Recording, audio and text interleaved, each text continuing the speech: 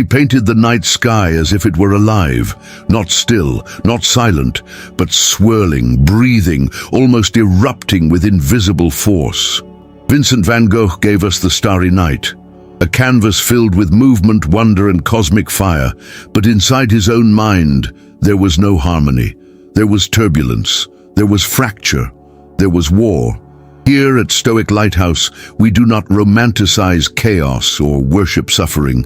We search for clarity in the places where others only see myth. Was Van Gogh's pain the price of genius, or was it the very thing that prevented him from becoming whole? Tonight, we place the archetype of the tortured artist on trial, not to judge his talent, but to examine his life. Because the real question is not whether Van Gogh was brilliant. The real question is this: can you create beauty without destroying yourself? Number 1. The discipline of the brush, work as salvation. Van Gogh did not wait for inspiration. He hunted it down. In just 10 years, he produced over 2,100 works of art, 860 oil paintings. That is nearly one finished piece every 36 hours for a decade. Rain or sun, sick or stable, rejected or ignored. This was not madness. This was discipline. While the world imagines the artist as a fragile dreamer waiting for a mystical spark, Van Gogh behaved more like a factory worker of the soul. He showed up, he painted, he endured. For the Stoics, this matters. Marcus Aurelios reminded himself that action is not optional, it is human nature. Marcus Aurelios reflected, "The joy of a human being is to do what is human, and what is human is activity." Work for the Stoic is not just productivity, it is medicine. It prevents the mind from collapsing inward. It anchors the soul in movement. Van Gogh seemed to understand this instinctively. When he painted, the chaos quieted. When he worked, the storm organized itself into color and form. The brush became his attempt at inner order. Modern writer Steven Pressfield describes the difference between amateurs and professionals in a way that feels almost written for Van Gogh. Steven Pressfield explains, "The professional knows that fear can never be overcome. He knows there is no such thing as a fearless warrior or a dread-free artist. What he does is act in spite of fear." Van Gogh acted. He did not conquer fear. He painted through it. And in this, we see something deeply Stoic. He did not control the market. He did not control public opinion. He did not control his mental storms, but he controlled whether he would sit down and work. That choice, repeated thousands of times, is not the behavior of a weak man. It is the behavior of someone fighting back against despair with structure. If this way of seeing life is resonating with you, it's because you're not just looking for external answers. You're trying to live with more awareness. This channel exists for exactly that reason. For a moment, it seems the defense has a powerful case. Van Gogh was not lazy. He was not indulgent. He was not waiting to be saved. He worked. And sometimes, work is the first form of self-respect. Number 2, seeing the logos, finding the divine in nature. Most people in the 19th century looked at a wheat field and saw agriculture. Van Gogh looked at the same field and saw eternity moving through matter.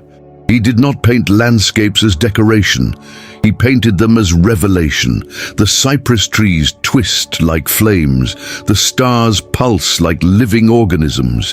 The sky is not background, it is alive. This is where his life begins to resemble something profoundly Stoic.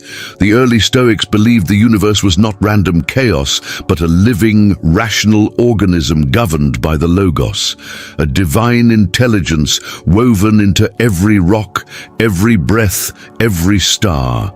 They believed in sympatheia, the hidden interconnection binding all things together. Van Gogh painted as if he could see that invisible thread. Epictetus, one of the great pre-Stoic thinkers, believed fire was the underlying principle of reality, a symbol of constant transformation. Epictetus warned, "Nature loves to hide." But Van Gogh seemed determined to reveal it. He did not merely replicate what his eyes perceived, he amplified what his soul sensed. The world in his paintings is vibrating. It is charged. It is sacred. In letter after letter to his brother Theo, he described nature almost as a spiritual refuge. When society rejected him, when churches closed their doors to him, he found order in sunflowers. He found stability in the rhythm of fields and wind. This mirrors what the Stoics practiced through the view from above. The exercise of stepping back and seeing oneself as part of a vast, intelligent cosmos. Not the center, not the victim, a participant. Van Gogh did not need palaces or cathedrals. A pair of worn boots became holy under his brush. A simple chair became symbolic.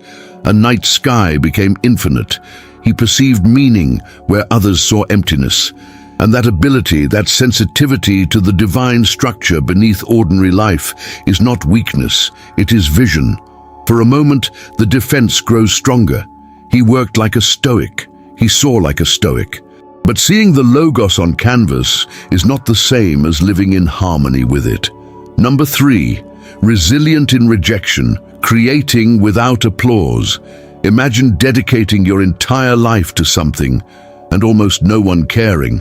Van Gogh sold one painting while he was alive. One. He lived in poverty. He depended financially on his brother Theo. Critics dismissed him. Churches rejected him. Relationships collapsed around him. And still, he kept painting. This is where his life begins to look almost superhuman. Most people do not quit because they lack talent. They quit because they lack applause. Van Gogh had no applause to lose. Epictetus taught that we are actors in a play we did not write. Our role is not to control the audience. Our role is to perform well. Epictetus reminded his students, remember that you are an actor in a play. If the author wants you to play a beggar, play it well. Van Gogh played the role of the unknown artist with total commitment. He did not adjust his colors to match the market. He did not soften his intensity to attract buyers. He refused to betray his vision in exchange for approval. That is rare. Ryan Holiday describes this mindset as focusing on the process instead of the outcome. Ryan Holiday writes, "Success is a byproduct, not a goal. The goal is excellence and integrity of effort." Van Gogh embodied that principle long before it became a productivity mantra. He painted because painting was his nature, not because it would make him famous. From a Stoic lens, this is powerful. Fame, wealth, recognition, validation, all of these are externals. Preferred, perhaps, but never required for virtue. Van Gogh separated his internal commitment from external reward, at least in this area. He died believing he had failed. History disagreed, and here the defense makes its strongest argument yet. He worked without applause. He persisted without recognition. He remained loyal to his craft without guarantee of reward. That is not weakness, that is endurance. Number 4, the ear and the abyss, when emotion overthrows reason. Now the prosecution rises, and it does not bring theory, it brings blood. December 1888, Arles, France. After a violent argument with Paul Gauguin, Van Gogh takes a razor and cuts off part of his own ear. He wraps it, walks to a brothel, and hands it to a woman. This is not poetic suffering, this is collapse.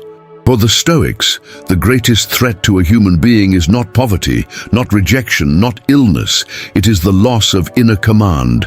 Chrysippus described destructive emotion as a violent movement of the soul, a judgment that accelerates beyond reason, like a runner who cannot stop and tumbles downhill.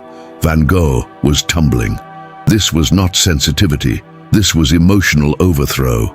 The Stoics called the rational ruling faculty the hegemonikon, the inner citadel, the command center that must remain sovereign no matter what storms rage outside. Van Gogh's citadel was breached.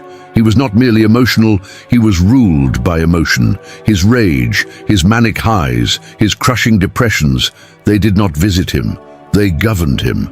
Modern psychology calls this emotional hijacking. When the amygdala overrides the prefrontal cortex, when reaction replaces reflection, Stoicism never demands numbness. It demands stability. Epictetus warned his students that suffering is not caused by events, but by our judgments about them. Epictetus taught, men are disturbed not by things, but by the views they take of them.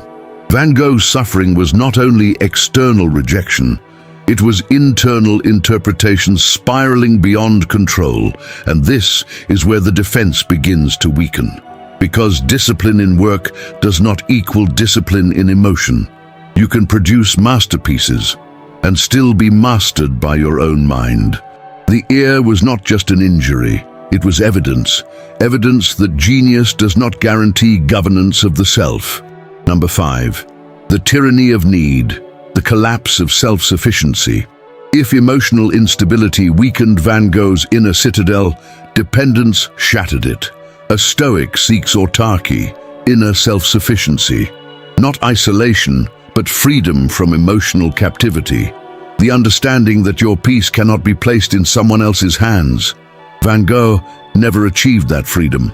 Financially, he depended almost entirely on his brother Theo. Every canvas, every brush, every meal was funded by someone else's sacrifice. That alone is not shameful. Many great minds relied on patrons. But emotionally, the dependence ran deeper. His letters to Theo reveal something painful. A man not simply grateful, but desperate.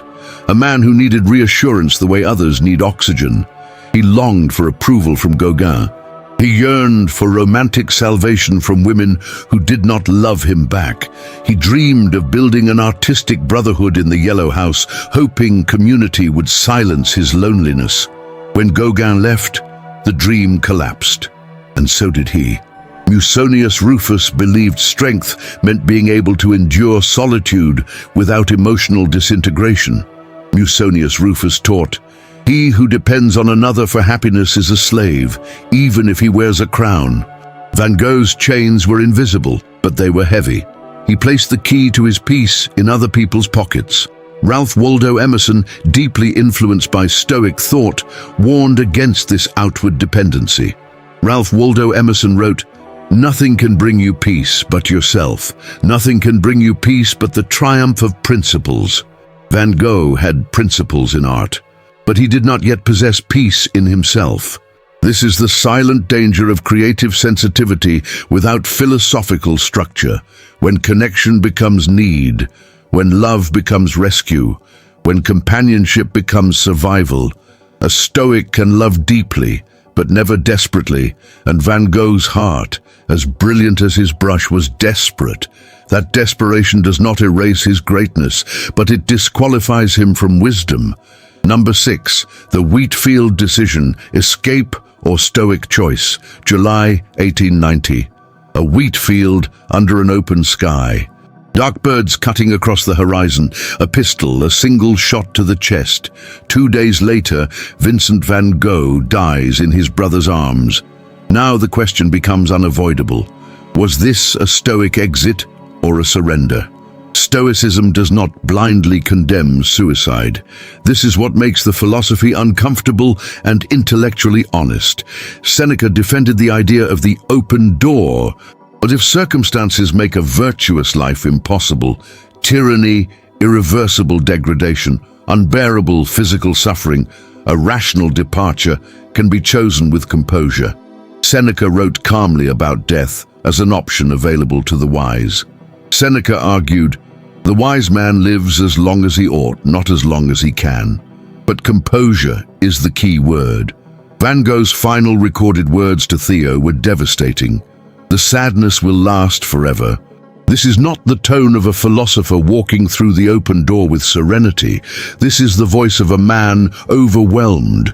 There is no evidence of calm deliberation, no letters outlining a rational conclusion, no philosophical acceptance, only exhaustion, only despair. Albert Camus later framed suicide as the ultimate philosophical question. Is life worth enduring? For the Stoic, the answer depends on whether reason remains intact.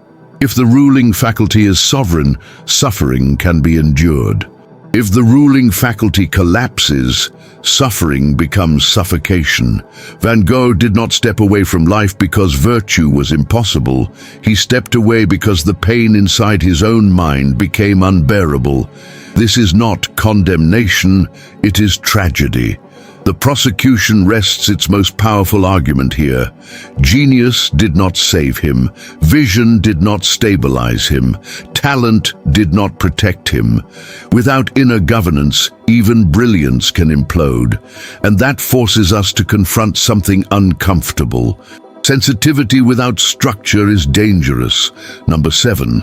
The final verdict, the tragic alchemist. The court withdraws. The evidence is overwhelming on both sides. On one hand, we have a man of relentless discipline, a worker who painted through rejection, a visionary who saw the sacred in wheat fields and worn boots, a creator who refused to betray his craft for applause. On the other, we see instability, emotional captivity, dependence. A final act, not of serene detachment, but of collapse. So what is the verdict? Was Vincent van Gogh a Stoic? No, but he was something else. He was a tragic alchemist. He did not possess the inner citadel. He felt everything without insulation. Every rejection cut deep. Every conflict detonated internally. Every silence echoed. Yet he did something extraordinary with that rawness. He transmuted suffering into beauty. He took psychic chaos and converted it into color. He could not fully order his own mind, but he could order a canvas. He could not stabilize his own storms, but he could paint them in ways that made the world feel less alone. Friedrich Nietzsche, who understood the tension between art and suffering, once described art as a shield against unbearable truth. Nietzsche wrote, "We have art in order not to die of the truth." Van Gogh used art as armor, but armor made of paint is fragile. It protected the world more than it protected him. He saw the logos in nature, but he could not fully embody it in his own reasoning. He captured harmony visually while living in dissonance internally. This is why he cannot be called a Stoic sage, but he can be called a warning, a reminder that perception is not the same as mastery. He teaches us how to see. He does not teach us how to endure, and that distinction matters. Number 8. The dangerous lie of the tortured artist. Van Gogh left us beauty, but he also left us a myth. The myth says that suffering is the price of brilliance, that anxiety sharpens creativity, that depression deepens art, that chaos fuels genius. It sounds romantic, it is also dangerous. Van Gogh did not create the Starry Night because he was mentally ill. He created it during moments of clarity, during brief intervals when the storm inside him quieted enough for structure to emerge. His illness did not give him talent. It stole from him. It stole time. It stole stability. It stole decades he might have used to create even more. We confuse intensity with depth. We confuse instability with authenticity. We assume that the darker the struggle, the greater the art. But the Stoics would disagree. Clarity produces better judgment. Stability produces better decisions. Temperance protects long-term creation. Modern author Elizabeth Gilbert directly confronts the myth of the tortured artist.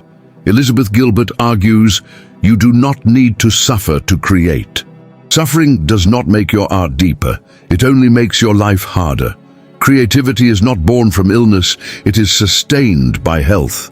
If Van Gogh had possessed stronger Stoic tools, if he had cultivated emotional regulation, inner sufficiency, philosophical resilience, he might not have painted less, he might have painted more.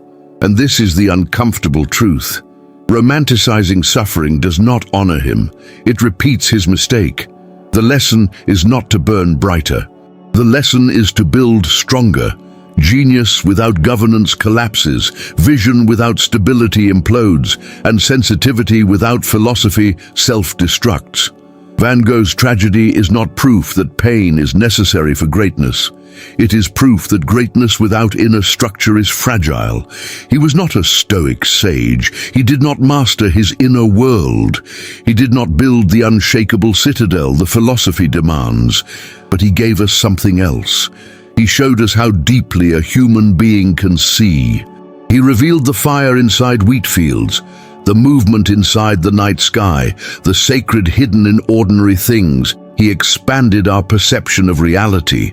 And yet perception alone was not enough to save him, because beauty can inspire you, but it cannot stabilize you.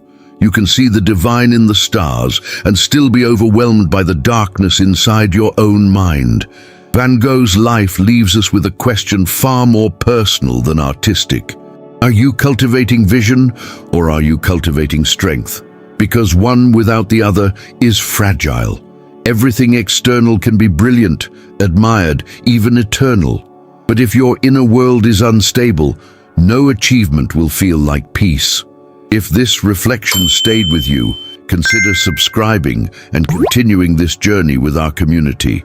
Let Stoic Lighthouse guide you toward calm, clarity, and wisdom. In our next exploration, we're going to challenge something even deeper than genius or suffering. We're going to question the very idea of who you think you are and what it truly means to be a conscious being in this universe. Remember, beauty may move the world, but only inner discipline can protect your peace. Until the next video.